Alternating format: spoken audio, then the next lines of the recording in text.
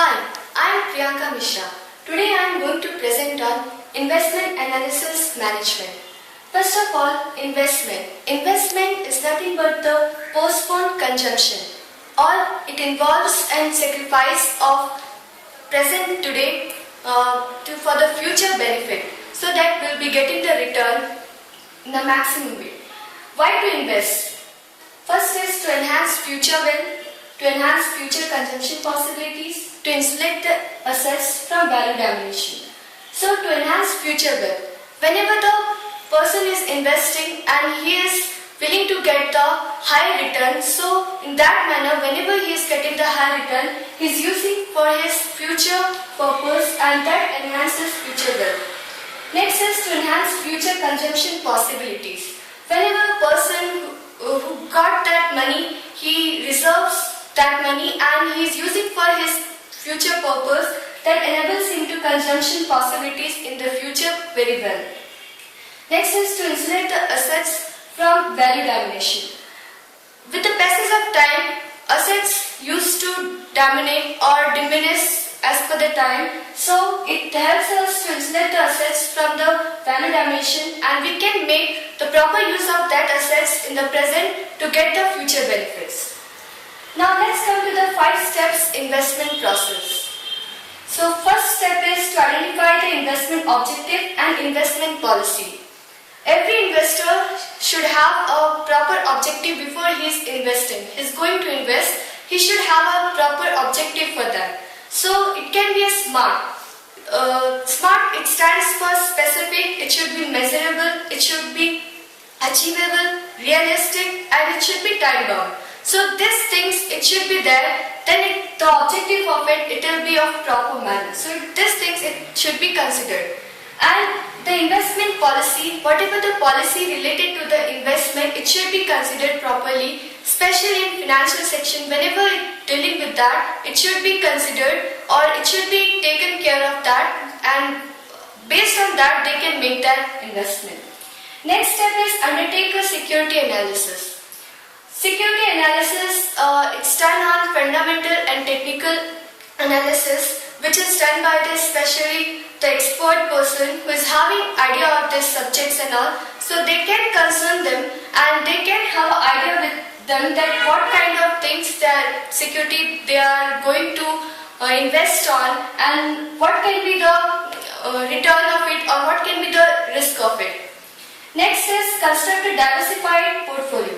After the step 1 and step 2, the portfolio should be constructed in a diversified manner by considering the proportion of equity and security very well in a proportionate manner, so that it can take care of that. So based on that, especially 3 factors should be considered: selectivity and timing and diversification.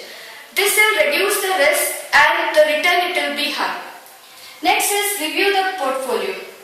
With the passage of time, what happens? Every new elements of portfolio, it used to diminish. So for that, we need to review the things, so that whatever the security is having high average return and low risk emerges. So we should consider those things, so that it will make our investment profitable and in a good way.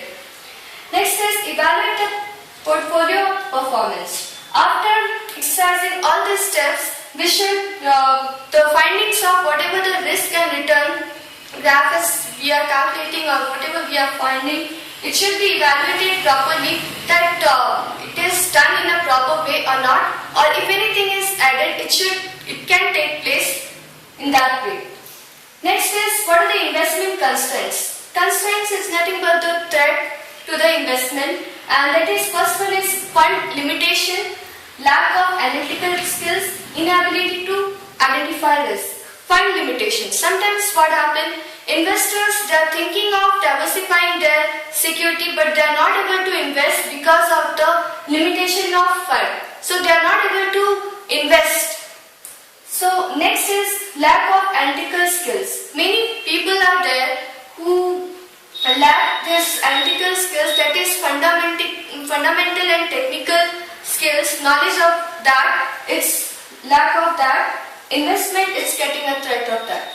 Then inability to identify the risk. the market fluctuations and business risk, financial risk, interest rate risk, etc., all this risk, because of all this risk, people are not able to, or investors are not able to identify, and this inability makes a threat towards the investment. Now let's come to what are the types of investors. First of all, the investment decisions always are having their criteria, their assumption that the investor is either risk rational or the risk averse.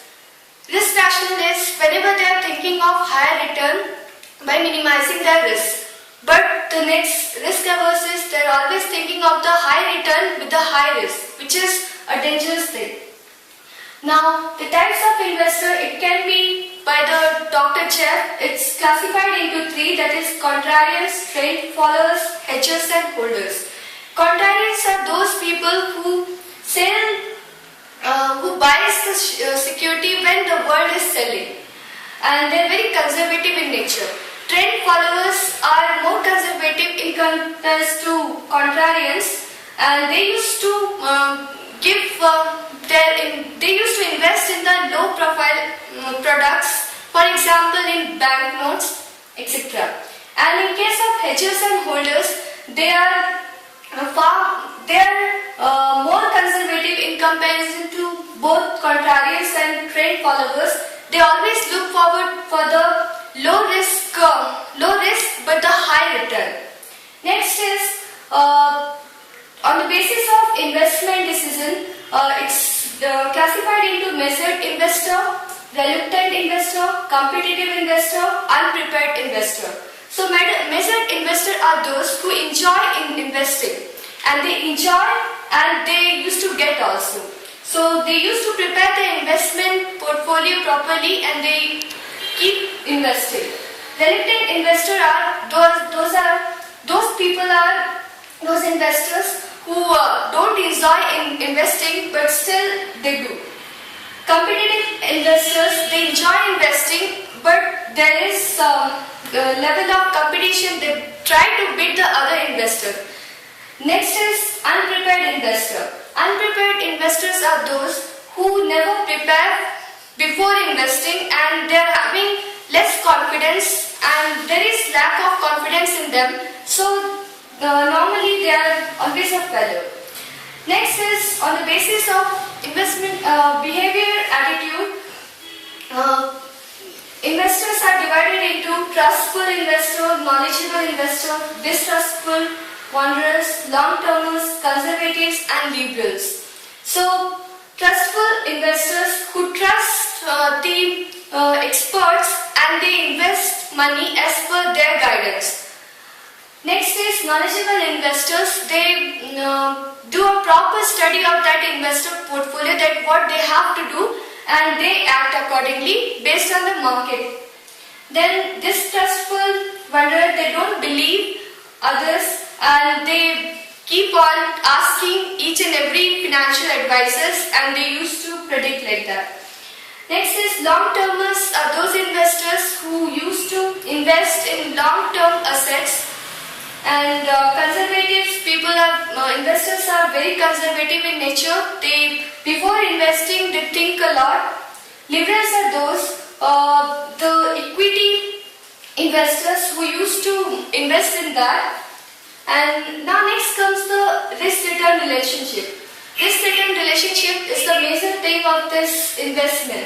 Whenever the investors are thinking of investment, they are having their risk-return relationship graph. Based on that, they used to proceed.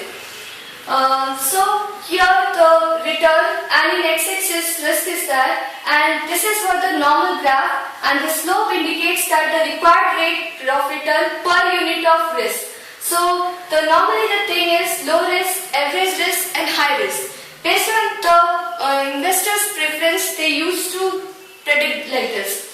Next is portfolio diversification and risk.